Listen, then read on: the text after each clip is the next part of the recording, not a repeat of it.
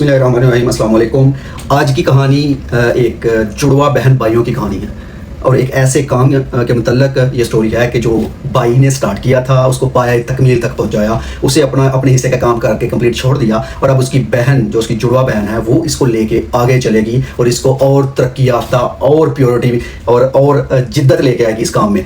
तो ये दोनों बहन भाई कौन है, ये कहाँ से आए हैं? तो ये दोनों बहन भाई का नाम, एक का नाम भाई का नाम अपोलो, बहन का नाम आर्टेमिस है। समझ तो गई होगी अपोलो क्या है। अपोलो वो चीज़, अपोलो ये दोनों देवता थे, देवी और देवता ग्रीक मैथोलॉजी में, यूनानी जो मैथोलॉजी थे उसमें जो अपोलो है उसे सन का बेटा कहा जाता था और जो देवी है आर्टेमिस उसे चांद की देवी कहा जाता था। जो अपोलो था वो बड़ा बहुत नाजुक मजाज, वो शायरी का, वो प्रोफेसीज का, वो म्यूज़िक का देवता था, जबकि दूसरी जानब आर्टेमिस जो थी वो कुंवारी लड़कियों की हिफाजत और जंगली जानवरों की देवती और साथ में शिकार की देवता थी और ये बड़ी वाइल्ड देवी थी। तो जी कहानी शुरू होती है साल 1969 से, जब अपोलो को हमने यूज़ किया चांद पर जाने के लिए, सूरज के बेटे को हमने चांद पर जाने के लिए इस्तेमाल किया।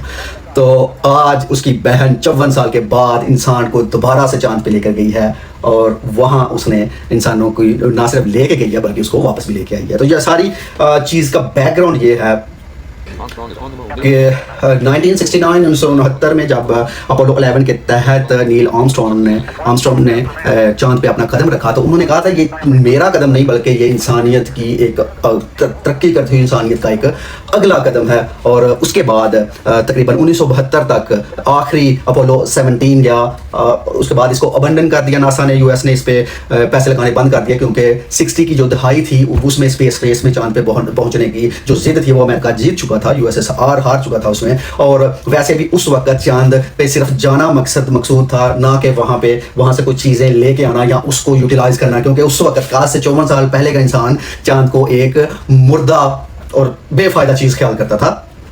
तो उन्होंने इसको छोड़ के अपोलो को उसे रिटायरमेंट दे दी और उसे कहा कि आपका मिशन कंप्लीट हो चुका है, you have to go back to your field in music, poetry और प्रोफेसीज, आप वो काम करें जाके। तो फिर अब दोबारा से जब ज़रूरत पड़ी कि हमें दोबारा से भेजना है इंसान को चांद पे, इस वक्त मकसद कुछ दूसरा मकसद था। 2017 में जब ट्रंप का पहला दौरा इक़्तिदार था तो उसमें नासा ने आर्टेमिस प्रोग्राम स्टार्ट किया और आर्टेमिस प्रोग्राम शुरू करने का मकसद इंसान को चांद पर भेजना और चांद पे लॉन्चिंग पैड बना के इंसान को मार्स तक लेके जाना, यानी नील आर्मस्ट्रॉन्ग का पहला कदम और दूसरा कदम उसका इंसानियत का मार्स पर लेके जाने का, ये इसका मकसद था। और इसके कुछ चंद और मकासद भी थे, उसमें से एक ये था कि पहली दफ़ा किसी ब्लैक अफ्रीकन अमेरिकन को चांद पे और स्पेस पे लेके जाना, पहली दफ़ा किसी खातून को चांद पे लेके जाना और पहली दफ़ा किसी कैनेडियन को चांद पे लेके जाना। तो ये स्टार्ट इसका मैं आपको इसका स्ट्रक्चर वगैरह बता देता हूँ कि रॉकेट क्या था। जो अपोलो को लेके जाता था जो रॉकेट, उसे सैटर्न वी कहते थे और ये बहुत पावरफुल था उस वक्त और बहुत ज़्यादा 8.8 मिलियन तक का थ्रस्ट पैदा करता था। और जो इसके लिए यूज़ हुआ है आर्टेमिस के लिए, उसकी बहन के लिए, उसे SLS कहते हैं और इसका मतलब है स्पेस लॉन्च सिस्टम। और ये थोड़ा सा कम ताकतवर है सैटर्न वी की निस्बत, लेकिन ये भी थ्रस्ट, क्योंकि ये मॉडर्न टेक्नोलॉजी से बना हुआ है और ये सिर्फ और सिर्फ आर्टेमिस को सपोर्ट करने के लिए, इसको चांद पे भेजने के लिए बना है, इसका और दूसरा कोई मकसद नहीं है। तो एक लॉन्च का जो खर्चा है ना वो $4.1 बिलियन है सिर्फ एक दफ़ा लॉन्च करने का। अब आ जाए स्पेस क्राफ्ट पे आ जाए कि जिस पे क्रू बैठता है वो है जी ओरायन स्पेस क्राफ्ट है। इसका नाम जो क्रू ने खुद से रखा था ना वो रखा हुआ है इंटीग्रिटी, यानी ईमानदारी। और 4 एस्ट्रोनॉट उसमें बैठे थे। उसके अंदर जो लाइफ सपोर्टिंग सिस्टम था वो यूरोपीय यूनियन का इस्तेमाल किया गया था, मतलब इसमें यूरोप, कनाडा और अमेरिका का मिक्सचर समझ लें कि वो क्या हुआ था। अब मैं आपको क्रू का बता दूं, बहुत एक यूनिक किस्म का डिज़ाइन किया गया है इसका क्रू। सबसे पहले जो है वो है राइड वाइजमैन, ये सीनियर कमांडर थे नेवी में अमेरिका के और तकरीबन 165 दिन जो है ना ISS पे गुजार चुके हैं, ISS इंटरनेशनल स्पेस स्टेशन, उस पर 165 दिन गुजार चुके हैं और ये इस टीम के लीडर थे। इससे आगे आप आ जाए विक्टर ग्लोवर, ये भी पायलट थे और 2013 में ये नासा में आए और ये वो पहले अफ्रीकन अमेरिकन ब्लैक पर्सन है जो स्पेस में और चांद पर जाएंगे। और उसके आगे जो खातून इन्होंने भेजी थी उसका नाम क्रिस्टीना कोच है और ये सबसे ज़्यादा टाइम स्पेस में ISS पे गुजारने वाली खातून है। इन्होंने 328 दिन, तकरीबन 1 साल गुजार दिया था इंटरनेशनल स्पेस स्टेशन पे और वो भी चांद पर जा चुके हैं ऑलरेडी। जेरमी हैंसन, ये कैनेडियन स्पेस स्पेशलिस्ट, तो ये भी क्रू का मेंबर थे। ये 4 लोग थे जो चांद का चक्कर काट के आए हैं। तो जी लॉन्चिंग डे पे क्या हुआ, तकरीबन 1 अप्रैल को 6:30 बजे शाम के 6:35 पे रॉकेट को लॉन्च किया गया और फ्लोरिडा केनेडी स्पेस सेंटर से इसको लॉन्च किया गया था। और तकरीबन अप्रैल 2 में आखिरी दफ़ा रॉकेट ने अपना फायर किया था स्पेस शटल को टुवर्ड चांद, और शटल से अलग होकर उस तरफ जाना शुरू हो गई। और 6 अप्रैल का वो अहम दिन था जब 54 साल बाद इंसान अपने भूले हुए मम्मा को, जिंदा मामा को जगाने के लिए वहां पहुंच चुका था। 54 साल बाद, हमें 54 साल लग गए जी अपने मामा के पास जाते हैं। अपोलो 13 का रिकॉर्ड ये था कि वो सबसे दूर मैक्सिमम दूरी तक इंसानों को लेके गया था ज़मीन से, वो तोड़ दिया इसने। ये तकरीबन 2,48,655 माइल्स की जो दूरियां तय करके इसने उसका रिकॉर्ड भी तोड़ दिया है।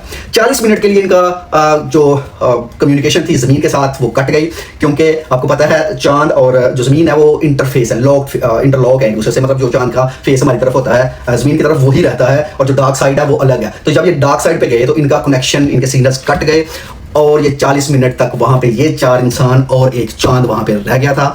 तो इनके विक्टर ग्लोवर जो है उन्होंने कहा कि ये एक हैरत अंगेज मंजर है, काला चांद क्योंकि डार्क साइड थी, ब्लैक मून, पीछे deep space, black deep space खाई की नुमा और ब्लू लाइट्स, मतलब एक अजीब मंजर था। फिर इन लोगों ने अर्थराइज भी देखा, उसकी फोटो 17 प्रो मैक्स से ली गई, एक नॉर्मल फ़ोन के साथ लिया गया। और अर्थराइज आज से 50 या 100 साल के से पहले इंसान को अगर बताया जाए कि यार ज़मीन उगती हुई देखी है हमने, तो वो हो सकता है कि हमें पागल कह के हमें जो है ना वो पागल खाने में भेज दिया जाए, क्योंकि उस दौर में तो मैक्सिमम लोगों को तो ये भी ख्याल था कि जो ज़मीन है वो सेंटर है, वो महवर है। तो जी 10 अप्रैल को वापसी थी, 10 अप्रैल को वापसी हुई थी पैसिफिक ओशन में स्प्लैश डाउन। स्प्लैश डाउन ये होता है जो पैसिफिक ओशन में शटल आके गिरती है, ये सेफ्टी के लिए आती है, वो अपना पैराशूट ओपन करके पानी के अंदर लैंड करती है, और उसको बाद में रेस्क्यू कर लिया जाता है उन लोगों को वहाँ से, उस स्पेस शटल से, और इसे स्प्लैश लैंडिंग कहते हैं। उसने तकरीबन $93 मिलियन लगेंगे, जो कि पाकिस्तानी बजट बहुत ज़्यादा है। और आप खुद ख्याल कर लें कि जब हम जब पीछे रह गए थे इंडस्ट्रियलाइजेशन में, तो हमने 300 साल की गुलामी देखी थी, और आज देखे कि हम कितने पीछे हैं स्पेस में, क्योंकि हमारा तो बजट अपने खाने पीने का पूरा नहीं हो रहा। तो हम जब अगर इसमें भी पीछे रह गए, तो मैं वो तसव्वुर भी नहीं कर सकता, मैं वो ख्याल भी नहीं कर सकता कि हमारे साथ क्या होगा। ये तो आने वाले वक्त में ही पता चलेगा, आने वाले लोग ही हमें बता सकेंगे कि हमारे साथ क्या होगा, मे भी हम तब तक रहें या ना रहें। तो ये फ्यूचर का रास्ता है, ये चांद का रास्ता है, ये मार्स का रास्ता है, ये मिनरल्स का रास्ता है, ये कैपिटलिज्म का रास्ता है, और ये टेक्नोलॉजी का रास्ता है, और ये बादशाहत का रास्ता है पूरी दुनिया, और at least in solar system. Future में होगा क्या? फ्यूचर में ये होगा जी 2027 में अपोलो 3 जाएगा, जिससे लूनर लैंडर को टेस्ट किया जाएगा कि वो लूनर लैंडर ठीक काम करता है। उसके बाद नेक्स्ट ईयर 2028 में यही चारों मेंबर ज़मीन चांद की सतह पर उतरेंगे, पहली दफ़ा कदम रखेंगे। और उसके बाद जो नेक्स्ट आर्टिमस 5 मिशन होगा, वो उसके तहत मून पर स्पेस बेस बनाई जाएगी। उसकी वजह क्या है? 2030 में ये तकरीबन काम स्टार्ट हो जाएगा और मार्स पर भी पहुंचा जाएगा। उसकी वजह यह है कि वहाँ से एक तो फ्यूल एफिशिएंट होगा, क्योंकि ग्रेविटी बहुत वीक है, 1.6 है एज कम्पेयर टू ज़मीन, तकरीबन 6 से 7 गुना कम है। तो वहाँ से लॉन्चिंग का जो खर्चा है वो कम होगा। तीसरा ये कि वहाँ पे रीयूज़ किया जा सकेगा इजीली। और चौथा ये कि ज़मीन के ऊपर जो हमारा पोल्यूशन है उसको कंट्रोल किया जाएगा, और यही फ़ायदा है। और आराम से, हाँ, और इसको एज आ फ्यूल स्टेशन या गैस स्टेशन के तौर पे भी इस्तेमाल कर सकते हैं, कि जहाँ पे जाके रॉकेट्स की जो है ना वो फ्यूल फिलिंग दोबारा से होगी वहाँ पे जाके। और वो बनेगा कैसे? वो बनेगा ऐसे कि चांद की जो मिट्टी है ना वो बहुत ज़्यादा नुकीली और बहुत ही बारीक है एज कम्पेयर टू ज़मीन की मिट्टी, और वो बहुत जल्द अटैक करती है मेटल्स पे, खासकर इंजन पे। तो जहाँ पे लॉन्चिंग पैड बनाया जाएगा, इंटरेस्टिंग चीज़ ये है कि वहाँ पे हमारे रोबोट्स पहले जाएंगे, उस पूरी ज़मीन को लेज़र के जरिए पिघला कर उस मिट्टी को सॉलिड रॉक में तब्दील कर दिया जाएगा, ताकि वहाँ पे कोई गर्द गुबार ना उड़े, which is obviously mind blowing. और जी नासा लगा हुआ है, उसके बाद स्पेस एक्स, जैसे कि वो तो नासा से भी ज़्यादा पहले लगा हुआ है। तो जी दोस्तों, इंशाल्लाह अगर आप स्पेस से रिलेटेड कहानियों के और जो मिशन हैं उससे इंटरेस्ट लेते हैं आप अपना, तो आप हमें सपोर्ट करें। हम इंशाल्लाह आपकी सपोर्ट के साथ ऐसी बहुत सी चीज़ें कि जैसे नए प्लैनेट की दरियाफ्त, नए सितारों की दरियाफ्त, गैलेक्सीज़ की दरियाफ्त होती है, या जो भी स्पेस में जैसे रैंडम कुछ ऐसी मिस्टीरियस चीज़ें हैं जो सोलर सिस्टम से गुजरती हैं, तो उनके बारे में हम आपको अप टू डेट रखेंगे इंशाल्लाह आपकी सपोर्ट के साथ। अगर आप इस किस्म के कंटेंट को पसंद करते हैं तो आ जाएं, मिलकर सीखते हैं। थैंक यू, अल्लाह हाफिज़।